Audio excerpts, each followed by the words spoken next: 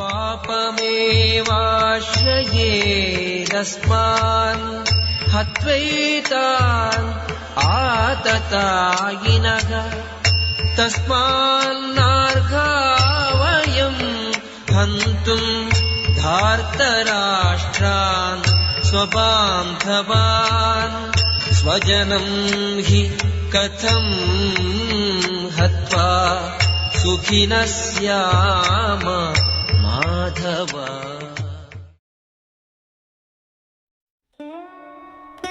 पाप हमें अधीन कर लेगा यदि हम ऐसे आक्रमणकारियों को मार डालें। इसलिए यह सही नहीं है कि हम धृतराष्ट्र के पुत्रों और अपने दोस्तों को मारें।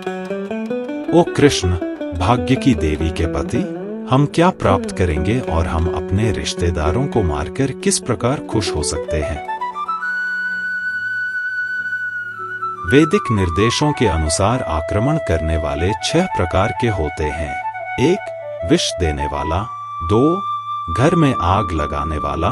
3. घातक शस्त्रों से आक्रमण करने वाला। 4. धन लूटने वाला। 5. दूसरों की जमीन पर कब्जा करने वाला। और 6. किसी की पत्नी का अपहरण करने वाला। ऐसे आक्रमणकारियों को तुरंत मार दिया जाता है और इस प्रकार के हत्या करने से कोई पाप नहीं होता। ऐसे आक्रमणकारियों की हत्या किसी भी सामान्य व्यक्ति के लिए उचित मानी जाती है, लेकिन अर्जुन कोई सामान्य व्यक्ति नहीं थे। वे स्वभाव से संत थे और इसलिए उन्होंने इन आक्रमणकारियों के साथ संत भावना से निपटने की इच्छा जताई। हालांकि ऐसा संतत्व क्षत्रिय के लिए उचित नहीं है। एक जिम्मेदार शासक जो संत है को कायर नहीं होना चाहिए। उदाहरण के लिए भगवान राम इतने संत थे कि लोग उनके राज्य रामराज्य में रहने के लिए इच्छुक थे, लेकिन भगवान राम ने कभी भी कायरता का प्रदर्शन नहीं किया। रावण, जो राम के शत्रु थे, राम की पत्नी सीता का अपहरण करके आक्रमणकारी बने, लेकिन भगवान राम ने उन्हें एक अभूतपूर्व सीख दिया।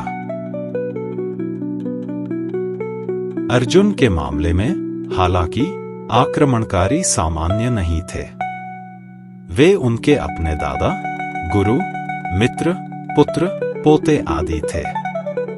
इस कारण अर्जुन को लगा कि उन्हें सामान्य आक्रमणकारियों के खिलाफ जो कठोर कदम उठाने चाहिए थे, वे नहीं उठाने चाहिए। इसके अलावा संतों को माफ करने की सलाह दी जाती है और संतों के लिए यह निर्देश किसी भी राजनीतिक आपातकाल से अधिक महत्वपूर्ण होते हैं। अर्जुन ने सोचा कि अपने रिश्तेदारों को राजनीतिक कारणों से मारने की बजाय उन्हें धर्म और संतों के आचरण के आधार पर माफ करना बेहतर होगा। इसलिए उन्होंने इसे केवल शारीरिक सुख के लिए रिश्तेदारों की हत्या करने के रूप में लाभकारी नहीं समझा। आखिरकार राज्य और उससे प्राप्त सुख अस्थायी होते हैं, तो फिर वह अपने जीवन और शाश्वत मोक्ष को जोखिम में डालकर अपने रिश्तेदारों को क्यों मारे? अर्जुन ने कृष्ण को माधव के रूप में संबोधित किया, जो लक्ष्मी के पति हैं। यह संदर्भ भी महत्वपूर्ण है।